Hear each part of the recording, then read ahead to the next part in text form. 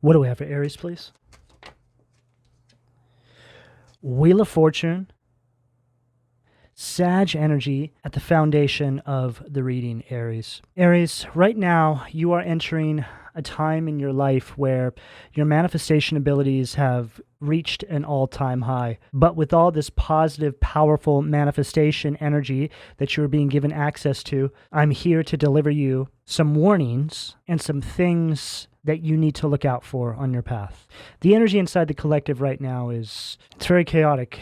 It feels as though just about everybody is under some form of judgment, whether it be big, whether it be small. There seems to be a great reorganization taking place inside the collective. And I can only imagine that this is because there's a sense of us shifting a major timeline right now, which is all a result of a mass awakening taking place. I'm hearing something about the rapture. Now, whenever I think about Bible verses, I think of them in terms of metaphorical, right? I believe this is the correct way to unwrap some of those verses. But this particular timeline is interesting, Aries, because what I'm hearing is we're not going to get any do-overs for this one. There's none of this, okay, well, you didn't get it this time, maybe next time. I feel as though we're well past that. So what does this mean? Well, I feel that this timeline that we're making our way toward, we're partially there, I'd say, based on the tone of the collective.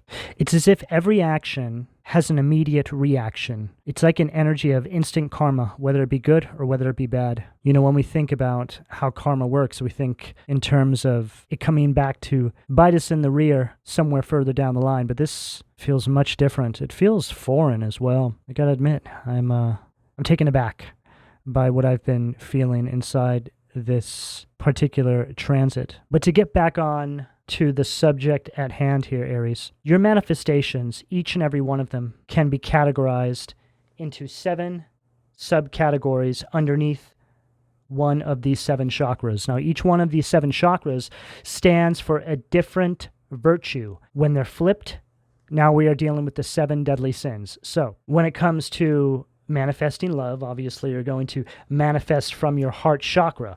But the way our environments have been constructed inside this kind of matrix, this simulation, we're very much dealing with an influence that is trying to get us to manifest our manifestations from the twisted element of each chakra. So one of the most common ones that we can see here would be at the sacral, right? Lust. That's what a twisted sacral chakra is all connected to. So if you're trying to manifest a relationship, do not manifest it from the place of lust because it will turn around and burn you. No pun intended. That's just a very basic example of what I'm getting here as a means to try and compartmentalize this message into something manageable for you. This Wheel of Fortune right here is speaking about everything that I've channeled through so far. It speaks about the timelines that we are all crossing. It speaks about your destiny. It also speaks about this being a time of you manifesting your visions. So think about that. We're all being called to really have a deeper look at how we're moving right now. And again, Aries, no one is being spared here, okay? Everybody is having to do this right now. Every single person inside the collective is under the microscope. It's as if we're being brought before the divine and the divine's having a look at us, right? They obviously know we're not perfect. We're human beings. We're flawed by nature. But some are much more flawed than others, and some just do not make the cut. You know, the vision that I'm getting right now, it's like we're all being herded up, right? Almost like we're cattle. And there's all these massive crowds of people that are lining up to step before the divine and have their vibration and frequency measured by way of how they are moving in their everyday waking life. If you pass, then you step through the portal and you step through to the new timeline, and you are now a part of a kind of new world. If you don't pass, well, you stay where you are on this previous timeline, which, let's face it, we've all had enough. And coming from someone like myself whose greatest passion is delivering hope to people, I gotta say, Aries, this is challenging me, okay? But what I can tell you is if you've been moving right, you have nothing to worry about. If you haven't been moving right, then now would be the absolute most optimal time to start cleaning up some of these areas of your life. There's going to be a lot of reward that is attached to you moving correctly, Aries. I mean, this Wheel of Fortune here is unbelievable. You know, before I went into the reading, I was feeling Tower energy, which is everything I'm speaking about right now. You are the Tower. Mars, Aries, Scorpio energy. This is what I'm feeling inside the collective. And before I began the reading, I thought for sure that the Tower was going to drop out as the first card. But then we got the Wheel of Fortune, and I just started to speak on it, and I forgot about the Tower, and then here it is. I felt it. I knew it. I could see this Tower in my mind's eye before I began the reading. This Tower is representing this elevation that we're all going through right now. This Tower is bringing a destruction to any sort of false securities that you may have been engaging with on this previous timeline. It's an energy of being completely stripped bare before the divine and being given the green light or the red light. There's no mercy here anymore. You know, we've had all this time to prepare for this. You know, just when we think, here it is, I would get these messages like, okay, you know, you really want to get it together now, but this is actually it now. And a lot of the times when I do these readings, this is coming from me, someone who's either gone through a lot of these things or I'm having to deal with these as well, along with all of you. But in saying all that, Aries, you're going to start witnessing a lot of people giving up right now. You know, I've noticed this influx in a certain kind of comment that has been popping up underneath my videos. And it's very interesting being on the receiving side of all these comments because I can see how there's trends. And the trends of the tones of the comments very much comes and goes with the astrology at the moment. It's actually quite magical when you see it happen because you'll see these very similar comments just randomly pop up. And one that I've been seeing a lot is people saying that they've given up on their mission, forget their mission, they're not interested anymore, and pretty much cursing God and the divine. You know, a lot of people think that if they just relinquish their mission that they'll be left alone, but this is not the reality we live in. Three-dimensional density, like I always say, has been split into two. There's a duality. And if you don't accept your mission with the light, well, you automatically default to the dark. You automatically, without even knowing it, have pledged your allegiance to the devil by relinquishing your mission to the light. There is no being lukewarm on this new timeline, Aries. You're either in the fight or you're not. Being on path or stepping into your mission comes with a tremendous amount of work. This work can last years and years, and just when you think that you've gotten somewhere, all of a sudden you have to run another cycle. I think it's safe to say at this point that even considering that there's an end to all this is incredibly foolish. But one thing here, Aries, that is very certain is that all of you are being asked to let go of what is not serving your highest good. In fact, I would say that you're all being told to let go of what is not in alignment with your highest good. The divine is trying to get all of us to a safe timeline before the real upheaval begins. There's an energy of revelation that I'm picking up inside the collective as well. And we can all see this. I mean, it's all around us. It's on the world stage as well. We're seeing prophecy even playing out all around us in this divinely orchestrated fashion. There's a kind of design to it all.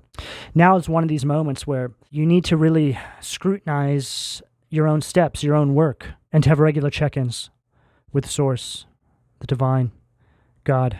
What do we have, the solar plexus?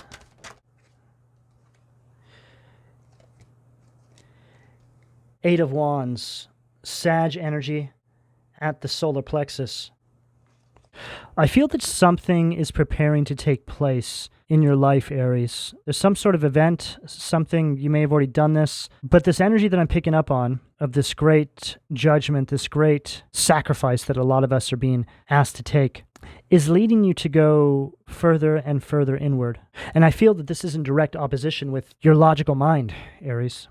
You know, in the Scorpio reading, I was talking about how Scorpio needs to be making decisions that are more heart-centered moves and less calculating, right? Scorpios have a calculator at all times in their back pocket. Every move needs to be perfectly planned and outlined and blueprinted before they can make a move. But for you, the logic is what you're being asked to just put to the side for a moment. You're actually being asked, or told rather, to make moves that are more soulful in nature. Soul-driven decisions are what is going to lead to the next breakthrough in your life, Aries. There's an emphasis here on, I just heard breaking down the past once and for all.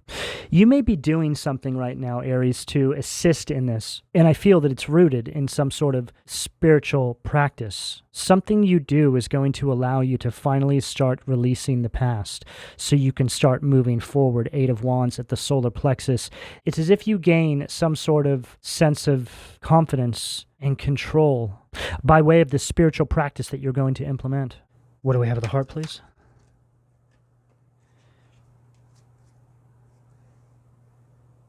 Temperance. Sag energy at the heart. Unbelievable. Look at this destructive energy here, and then the movement to this temperance energy. Tower and temperance, these are, I mean, they may as well be on completely opposite ends of the spectrum. Complete destruction and upheaval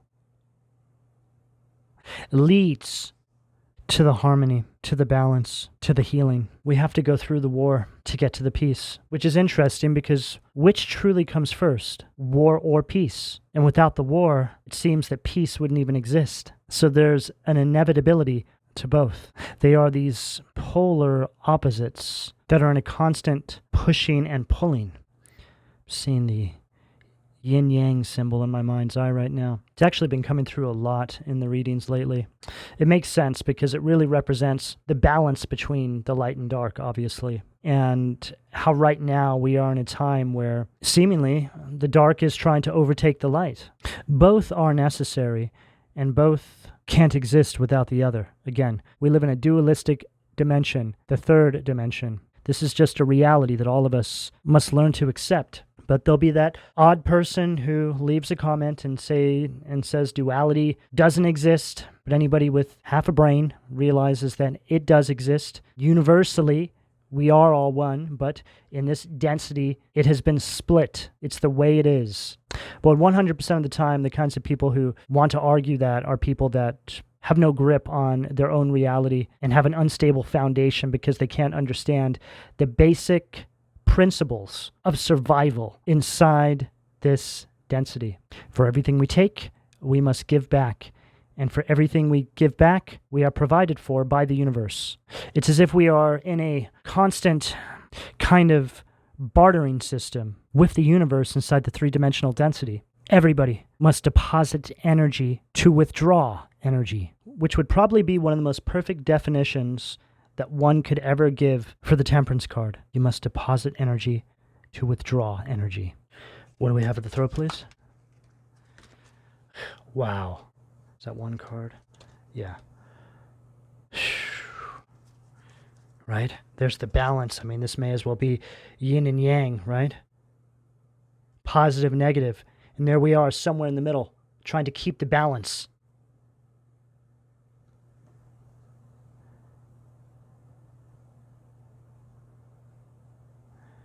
It's like life is a kind of juggling act. You have to work out this kind of rhythm and motion in order to keep the balance with the ocean.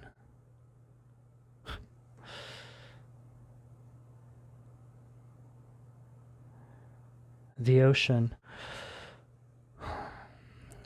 of life, the flow, the expansion. We are all drops in the ocean of life. We all count. We make up the greater mass. I feel that a lot of you right now are being called to do more with your spiritual practices, whether this is reading your Bible more or studying energy, whatever it is that you subscribe to. It's all okay. I don't ever speak about one practice being more optimal over the other. I believe in utilizing what you feel most called to utilize. Some people prefer to access their spirituality without the need for a religious launch pad. And I agree with this as well, because it seems to be that subscribing to groups and organizations in this capacity leads to more and more division. But whatever it is, Aries, this is going to assist you greatly during this time, because I feel that a lot of you are going through some rough seas. We all are. Right on the bottom of the deck, judgment, right? So there's that rapture energy before the rapture. See, this is from the, is this the after or before? Yeah, this is the before tarot. So in the after tarot or in the regular tarot, you see them rising up. So it's like we're not quite there yet. Looks like the divine is looking down to see. I mean, this goes back to what I said at the beginning of the reading. It's like the divine is bringing us before them, just sort of to weigh our hearts, right? To check our vibrations, right? It's like the divine is saying, I wonder, have you been living your life in alignment with what we have willed for you? Okay, you may pass. Let's switch decks. What do we have at the third eye, please? Knight of Swords. Wow. Gemini, Libra, Aquarius energy at the third eye. Capricorn energy with this Two of Pentacles. So Knight of Swords, this is an energy of lifestyle changes. I feel that not only is something taking place inside your life, or maybe it already has, that's changed your perception on things recently, Aries, but this particular way that you're starting to move is also going to influence you to want to change things up a bit. It's influencing you to spice things up a bit, is what I just heard as well. I just really feel that a lot of you are really being called to the front lines of your life, Aries, however that looks for you. And, you know, the way I think about our connection to the spiritual world is that the way we are moving inside our waking life, right? So if I'm saying you're being called to the front lines of your life, it's like in spirit, you're literally on the front lines of a kind of battle, fighting principalities, fighting a spiritual war. It just shows up differently inside this simulation, inside this matrix. But the way you move inside spirit is measured by way of your vibration in your waking life. Oh, wow. That's very deep. I feel that distractions are at an all-time high right now, Aries. Now, that's not to say that even though they're distractions, they're not a part of your path, because I truly believe that everything's a part of your path. But because we have free will and we're constantly aligning with different timelines with every decision we make, your higher soul, I just heard your oversoul, is the one that dictates whether or not you engage with distractions or obstacles as a means to harness more wisdom, which might fuel you inside the spiritual battle. There's no way of us having a fully rounded understanding of how this unfolds. But this feels like you awaken to the truth inside your waking life. You bring some sort of balance through.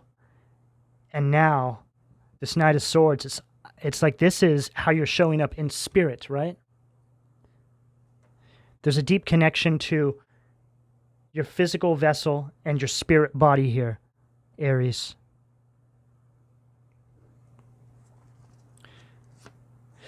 King of Cups. So there's that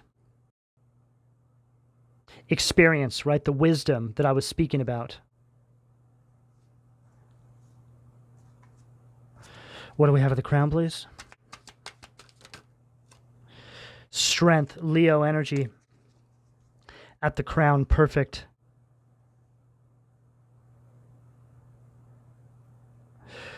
It's like here you are on the new timeline now. An energy of overcoming. Simply put, Aries, I feel that the divine is telling you to be very strong right now. It gives me the impression that we're all engaged in battle right now. It gives me the sense that the divine has been spread a little thin right now because we are in the middle of a great kind of war.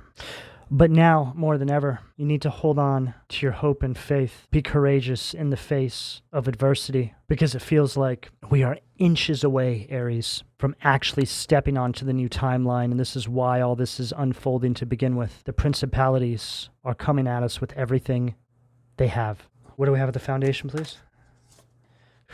Wow.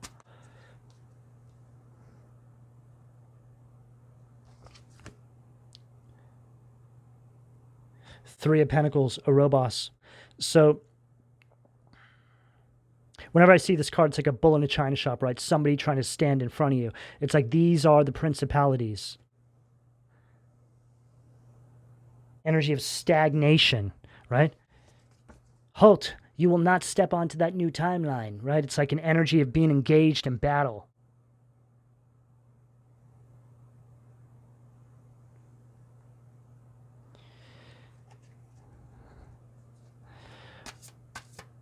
And it's right underneath this Wheel of Fortune, right, is us approaching the new timeline. See, it's like we're behind it. We're not quite there yet. We're looking at it from the back. And then this energy jumps in front of you like, halt. Do not take another step. But this is all happening in the spirit. It will just show up a different way in your everyday waking life. All of a sudden, something comes out of nowhere, and you're like, what is this? I don't understand. What is happening here? What do we have? The sacral, please? I just saw the Hangman on the bottom of this deck. Bifrons. And then we have the Seven of Wands, Glacea Labalis. So this card right here is representing what you're coming up against. This is what you're taking a stand against in the spirit. And the Hangman here is speaking about an energy that's trying to victimize you inside a cycle of lack, right? So I feel that for a lot of us, this can represent the karmic cycles you're breaking free of.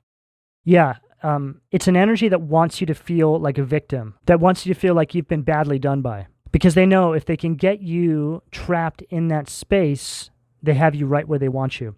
You know, before I went through my awakening, I was very much in a lack mindset, victim mindset. Why does this always happen to me? Blah, blah, blah. Right? And now, being on the other side of that, I mean, look, things still happen, right? My life's not perfect. I quite often find myself asking God why specific things happened. Again, this is just life. It's a perpetual learning lesson. But the key here is to recognize that and break yourself out of it as quickly as possible, because this represents what the principalities are attacking us with. See, the devil's very tricky. The devil's going to mess with your mind. That's how he gets you to stay stuck in a place of lack. The victim mindset is one of the more commonly used ones because it kind of goes off the radar. It takes time and perspective to realize that you may have been existing inside a victim mindset, right? Now, this isn't to say that the things that you may have come against or the things that people used against you didn't happen, or it wasn't determined that that made you a victim of their action towards you. It's not that at all. What this means is you recognize it as an attack by the devil, and you nip it in the bud as soon as possible. Once you start to do this, you're able to understand more clearly that it wasn't done to you, it was done for you. And that's when that actual statement becomes useful. Because until you adjust your mindset to understand that phrase, it's just something that's really annoying to hear. But if everybody gave the example of what you can go through, the steps you can take before actually allowing that statement to roll off their tongue, it would be much more useful. I can't tell you how many times I heard in my younger years, it didn't happen to you, it happened for you.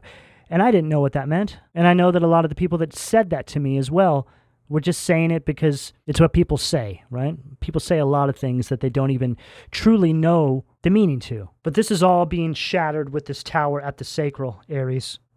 This is all being brought down right now by the divine. So the best thing you can do is forgive yourself for quite possibly staying inside that energy and move forward. There's no reason to get hung up on it.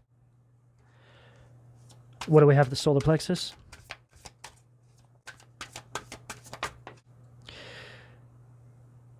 The Lovers, Zipar at the solar plexus. See, this Lovers here is putting a focus on this victim mentality again, right? Obsessing on the what ifs and the what could have beens, which takes us back to what I said earlier on in the reading about this being a time of letting go of the past, right? Now we're seeing very clearly how this is coming through, and it's right underneath this Eight of Wands, which is all about you moving away from this. So whatever this is here for all of you Aries out there, it's time to finally let this go. I mean, it could literally be a relationship in your life. It could be a friendship, a family dynamic, a behavioral pattern, an addiction, a way that you've been moving that just is not in alignment with your highest good and that is not going to benefit you when you are brought before the divine order to have your vibration measured. See, your vibration is all determined by how you move in your everyday waking life. Every decision you make contributes to your actual vibration. What do we have at the heart, please?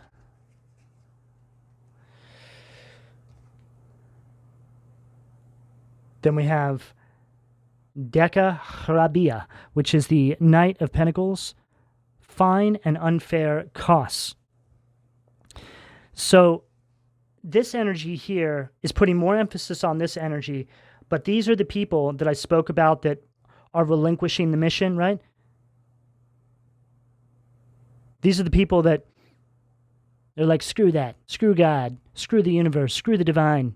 I'm doing what I want. I'm living my life the way I want to. I'm sick of having to put work in. I just want to have a good time. This is that energy. And I just heard these are the non-believers, right? So these are people that automatically default to the dark side, okay? You could argue that these people here are faithless. They don't think that God or the devil exists, which is exactly what the devil would want every single one of us to believe. Because, like I said, if you're not with the light, you automatically default to the dark, whether you are aware of this or not. And then we have the King of Cups. So we saw the King of Cups on the bottom of one of the other decks as well. So Rochelle, restitution, okay?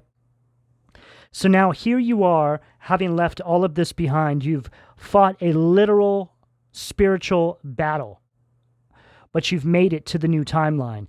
It's like this battle we're going through is the last battle before we step onto the new timeline, and then we have a whole new mission that we have to undergo, right? All new battles that we have to fight, but it's on a completely different timeline. This is us graduating on to the next level in the game, very much like a video game. And I'm seeing very clearly that a lot of you actually make it through. King of Cups, right? You've gathered up all this wisdom, which is going to serve you on the next timeline. And then here's those people, right? Oh, please, Aries, please, can't I go with you?